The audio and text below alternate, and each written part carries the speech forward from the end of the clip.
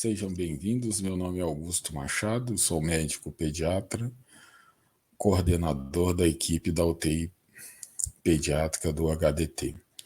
Hoje nós vamos conversar sobre acesso à via aérea inferior em pediatria. Algumas características anatômicas e funcionais da via aérea em pediatria são diferentes daquelas encontradas no adulto. O occipito relativamente grande, que causa flexão do pescoço quando a criança está em decúbito dorsal em uma superfície plana, como uma maca ou uma cama, ou um leito de UTI. Aumento dos tecidos moles e da flexibilidade da traqueia, maior complacência da traqueia, que faz com que a mesma entre em colapso mais facilmente, epiglote complacente em forma H de ômega, língua proporcionalmente maior no interior da cavidade oral, dificultando a visualização das estruturas da laringe, faringe e da glote, e respiração exclusivamente pelo nariz nos recém-nascidos.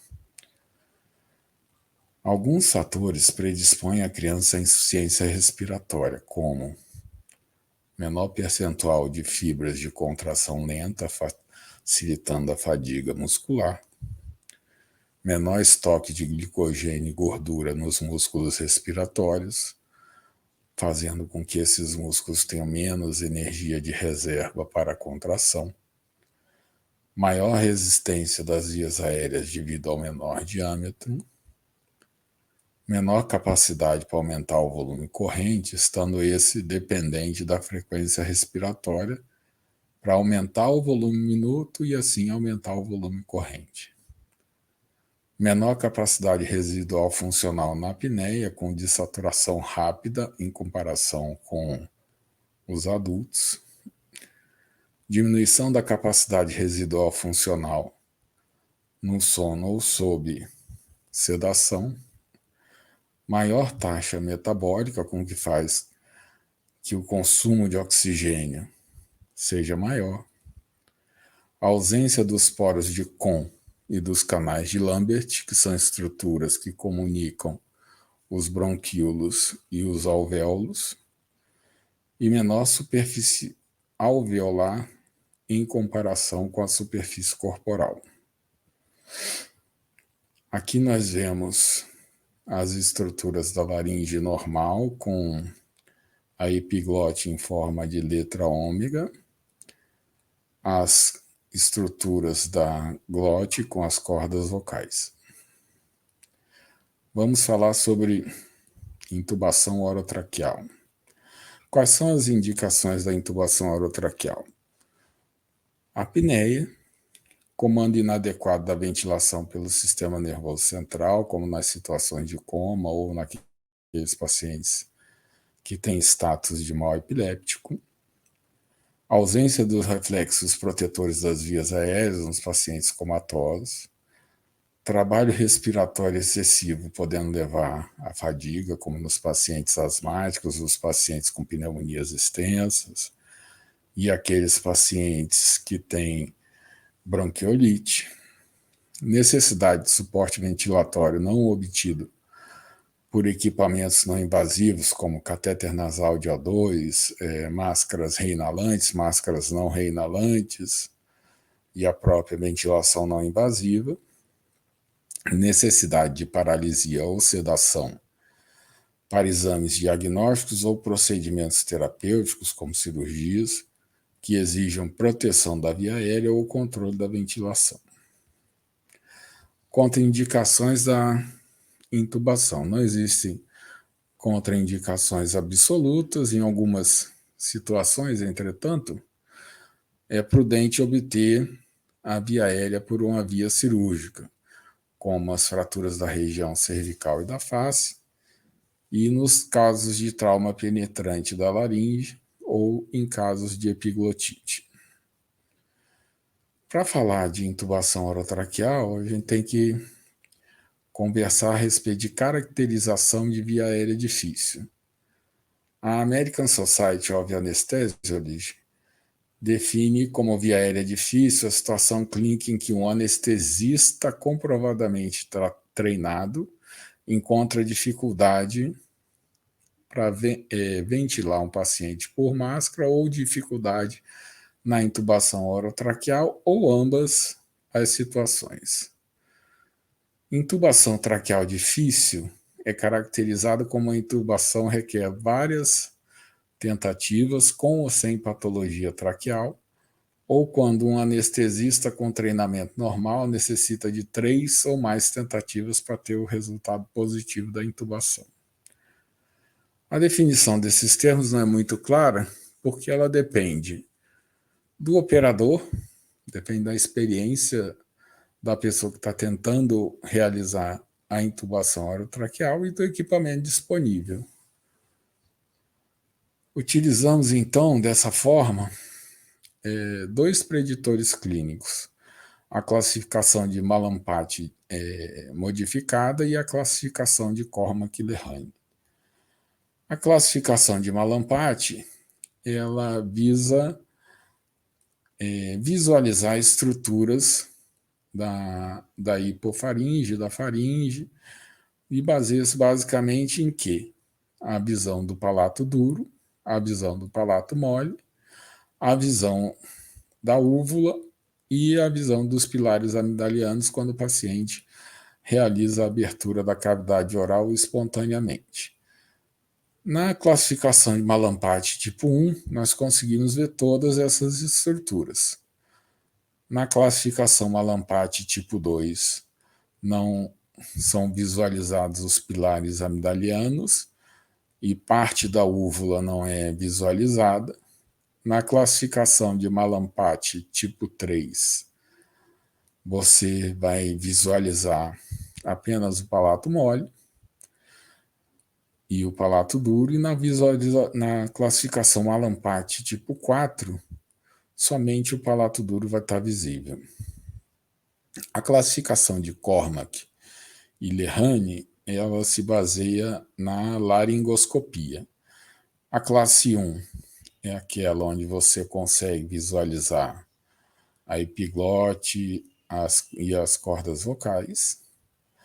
Na classificação tipo 2, você vai visualizar um pouco da epiglote, vai visualizar pouco a faringe.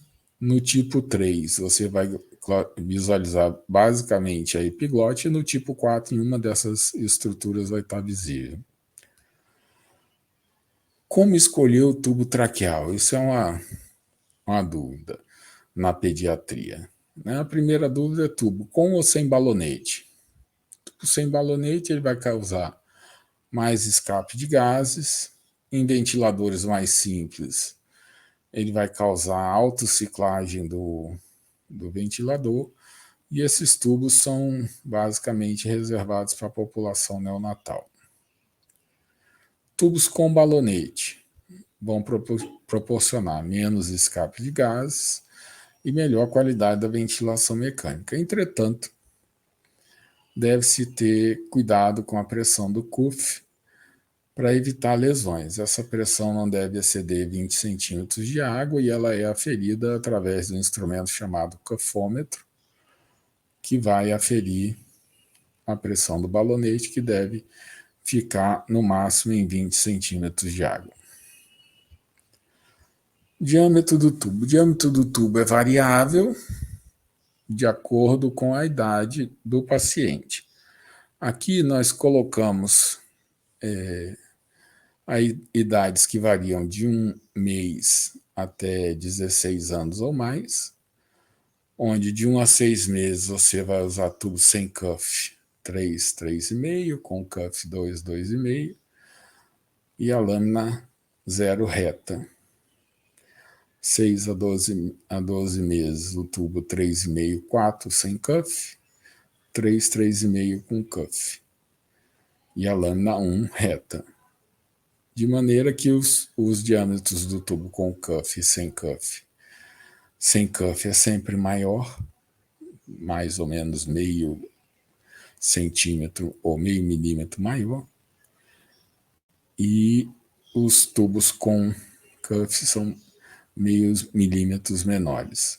E o diâmetro máximo, 16 anos, 7, número 7 ou 8 sem cuff, 7, 7,5 com cuff. Algumas fórmulas têm sido utilizadas para se considerar o tamanho do tubo. Crianças com idade menor do que 2 anos e o tubo sem balonete, nós podemos comparar o diâmetro interno do tubo com o diâmetro do quinto dedo da criança. Existe também a fórmula de Cole, que é uma fórmula para utilizar tubo sem balonete, que seria a idade dividida por 4 mais 4 milímetros, a idade é em anos. E a forma de Kine, tubo com balonete para crianças menores de 2 anos, idade dividida por 4 mais 3 milímetros. E para crianças acima de 2 anos, com o tubo com balonete, nós vamos utilizar a fórmula de Montoyama, que é a idade dividida por 4 mais 3,5 milímetros. Quanto inserir do tubo?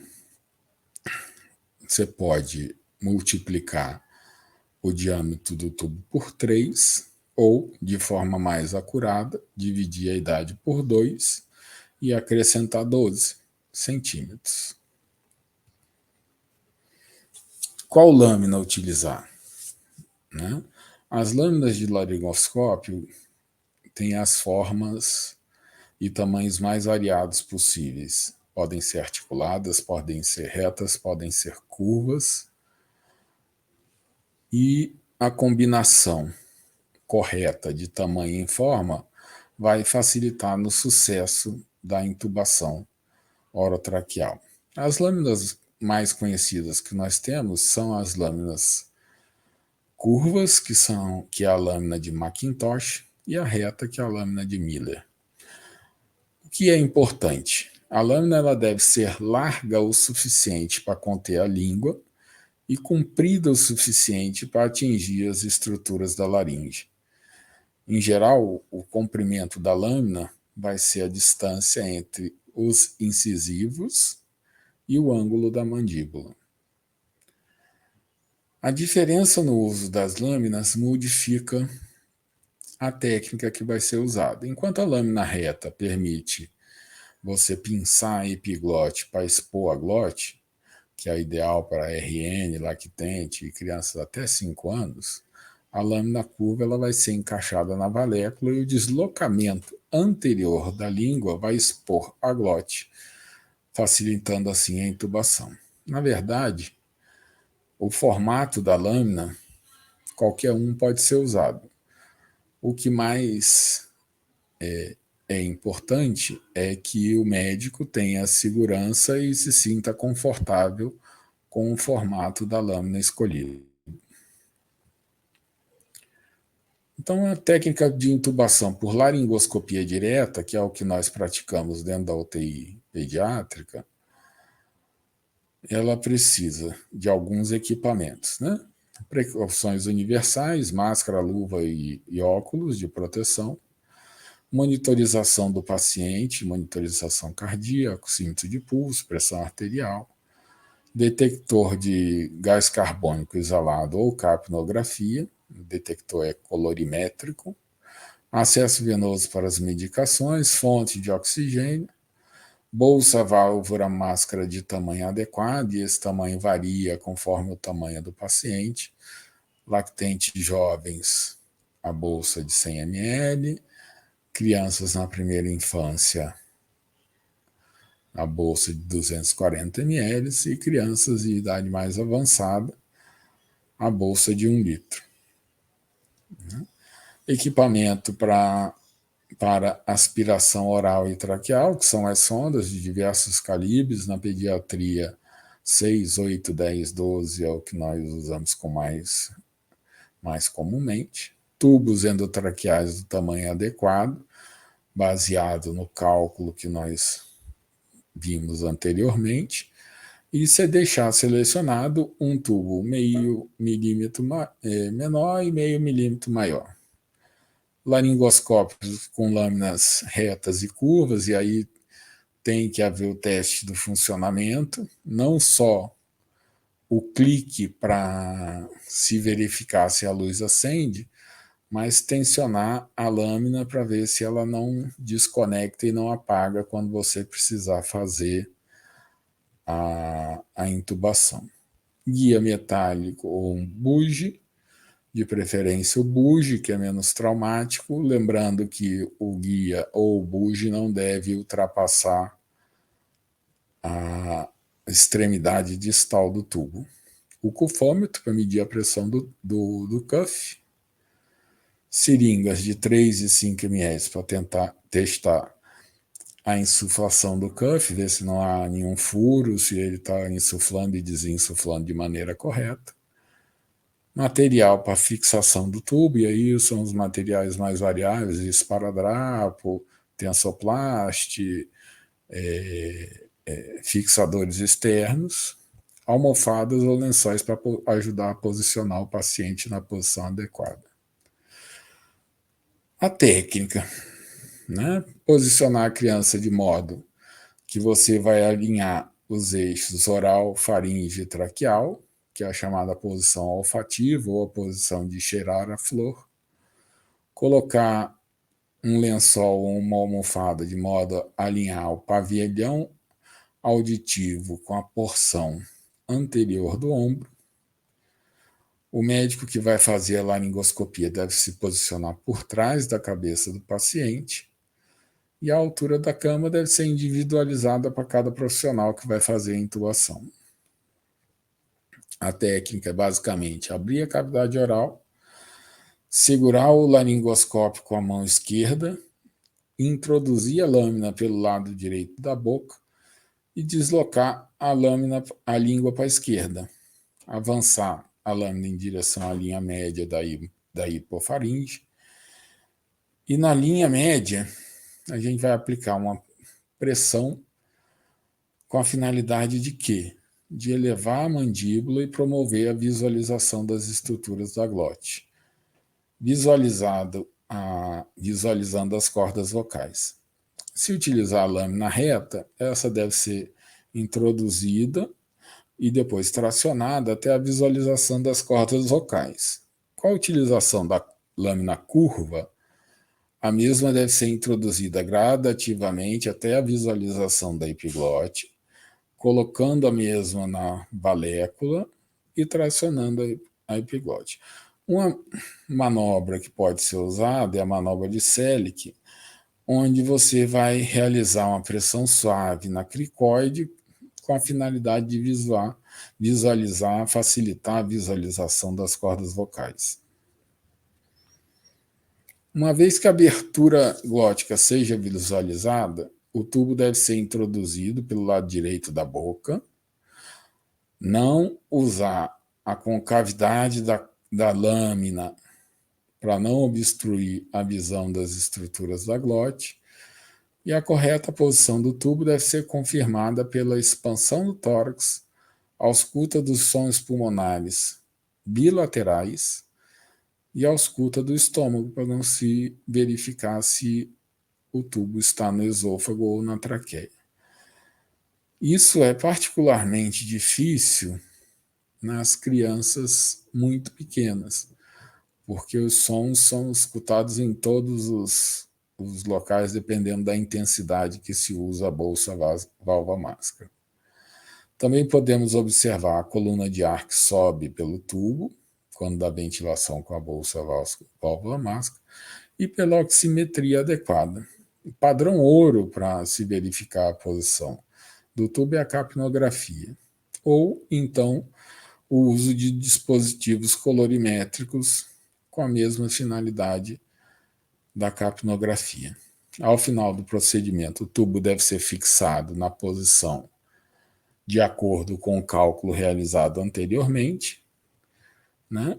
E o paciente, estando em ventilação mecânica e sedado, solicitar o raio-x para confirmar a posição da TOT, que deve estar acima da carina. Vamos falar um pouco sobre sequência rápida de intubação. O que é a sequência rápida de intubação? É uma técnica de intubação que prevê o processo sequencial de preparação, sedação e paralisia do paciente para promover uma intubação rápida e segura, minimizando os riscos de hipóxia e aspiração pulmonar. Alguns aspectos devem ser observados nesse fato. Após a sedação e paralisia, ocorre a eliminação da ventilação espontânea e dos reflexos protetores da via aérea. Logo, as dificuldades na intubação devem ser antecipadas. Então, se você tem um paciente com classificação de Mallampati 4 ou Cormack 4, você vai pensar 2 vezes antes de intubar esse paciente por laringoscopia direta. Então, a técnica deve ser reconsiderada. Você pode usar uma máscara laríngea, um combitube, um laringoscópio, um videolaringoscópio. A escolha dos agentes farmacológicos para sedação, analgesia e paralisia deve levar em consideração a situação clínica do paciente. As principais complicações estão relacionadas com efeitos colaterais das drogas e com dificuldades no manejo da via aérea. Então, essa sequência rápida de intubação é preferida nas situações de emergência em que o paciente encontra-se com a consciência preservada, nos pacientes agitados, nos pacientes com convulsões ou naqueles que há suspeita de que estejam com o estômago cheio. Não existem contraindicações absolutas para o uso da sequência rápida de intubação. Em alguns pacientes, ela não é necessária, como, por exemplo, nos pacientes em parada cardiorrespiratória e naqueles pacientes com coma profundo. A sequência rápida de intubação envolve as seguintes etapas: preparação do paciente, pré-oxigenação, pré-medicação, sedação, bloqueio neuromuscular e intubação. No que consiste a preparação? Organizar o material, organizar o equipamento, definir quais são as medicações que vão ser utilizadas, definir a equipe de intubação, que deve consistir de quê? Do médico, que vai fazer a intubação, do fisioterapeuta, que vai preparar o ventilador, que vai ajudar na aspiração das vias aéreas e da cavidade oral, e do enfermeiro, que vai ajudar na aplicação, na preparação e aplicação das medicações. E organizar o paciente, posicionar o paciente de maneira adequada para que a intubação seja feita com sucesso. Então, a pré-oxigenação na pediatria é uma etapa extremamente importante. Consiste de quê? Você vai oferecer oxigênio a 100% a partir do momento que você definiu que vai intubar o paciente. Qual é a finalidade? A finalidade da pré-oxigenação é fornecer um reservatório de oxigênio. Você vai trocar todos os gases que estão dentro do pulmão, basicamente por oxigênio, permitindo que o paciente tolere alguns minutos em apneia. Na realidade, de preferência, alguns segundos, sem que ocorra dessaturação durante o procedimento. É uma etapa extremamente importante, principalmente em crianças e lactentes, pois essa população possui uma capacidade residual funcional menor e a dessaturação ocorre muito mais rapidamente do que ocorre nos adultos. Então, deve ser ofertado oxigênio a 100% por pelo menos 3 minutos, o que teoricamente vai permitir 3 a 4 minutos de apneia sem que ocorra dessaturação importante. Pré-medicação. A gente sabe que a laringoscopia e a intubação podem ter diferentes repercussões. Bradicardia ou taquicardia, aumento da pressão arterial sistêmica, aumento da resistência das vias aéreas, aumento da pressão intracraniana. E algumas medicações podem reduzir esses efeitos se administrados antes do procedimento. A atropina, ela vai minimizar a resposta vagal, e é recomendada para laringoscopia em todos os pacientes com idade menor do que 1 ano. Para pacientes menores que 5 anos, que vão utilizar succinilcolina como bloqueador neuromuscular, e para aqueles maiores de 5 anos, que necessitem de uma segunda dose de succinilcolina para se obter o bloqueio neuromuscular efetivo. A dose é de 0,02 miligramas por quilo, sendo que o mínimo é 0,1 miligrama e o máximo 0,5 miligramas. A lidocaína também pode ser usada, pois ela vai atenuar a resposta adrenérgica, ocorrendo a supressão da tosse, diminuição da atividade cerebral, levando também a menor casos de taquicardia, de hipertensão e de hipertensão intracraniana. A dose que será usada vai ser de 1 a 2 miligramas por quilo. A sedação. A sedação, basicamente,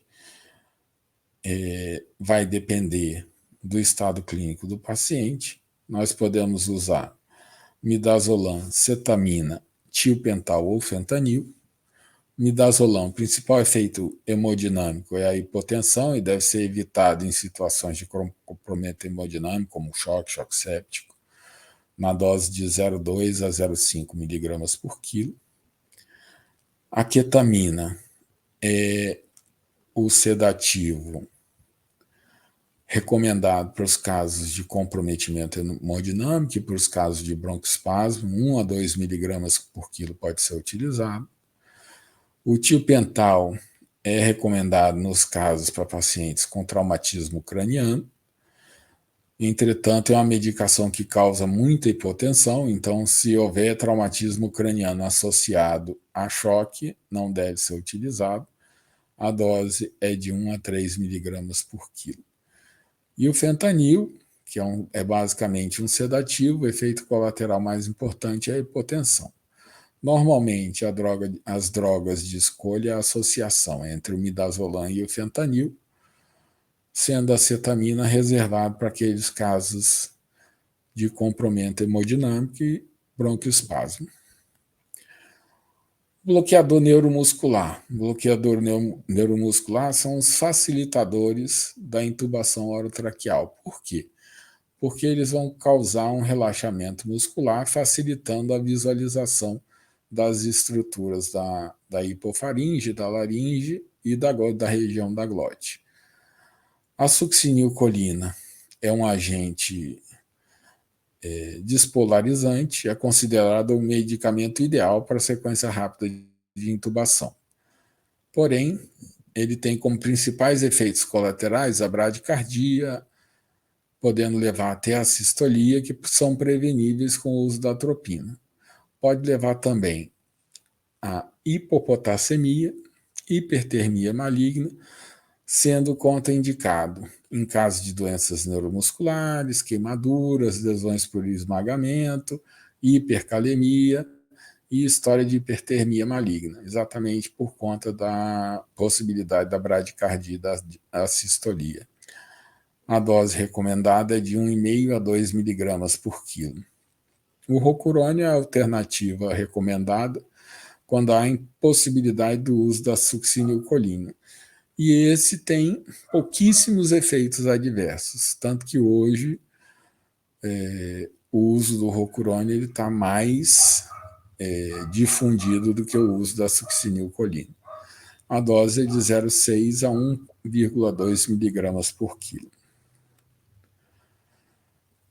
Outros modos de acesso à via aérea, como a máscara laríngea, Combitube e o videolaringoscópio, nós vamos disponibilizar em vídeos para os senhores verem à parte o uso e a implantação desses dispositivos. Aqui eu vou apenas mostrar para o conhecimento dos senhores. A máscara laríngea, ela deve ser lubrificada antes de ser colocada. Para ser colocada, ela deve ser lubrificada. Você vai forçar a máscara laríngea pelo palato duro e vai introduzi-la até o momento que encontrar resistência. É sinal que ela está no lugar adequado e deve ser insuflada às bordas da máscara. É uma via aérea temporária. O combitube é uma estrutura que tem um tubo, 2 balonetes e vários orifícios entre esses balonetes. Um balonete você pode, se você não conseguir colocar o tubo na via aérea, um balonete pode ser usado para ser insuflado, o balonete distal, para que não haja retorno esofágico, e o outro balonete é insuflado acima das cordas vocais, de maneira que você vai ter uma área de ventilação não necessariamente causada pela intubação orotraqueal. E o videolaringoscópio, que é o futuro da intubação orotraqueal, onde você consegue visualizar diretamente as estruturas sem a necessidade de ter a laringoscopia direta. Com melhor qualidade de imagem, com lâminas diversas, de diversos formatos, lâminas articuladas, lâminas retas, lâminas curvas, que você pode utilizar para intubação.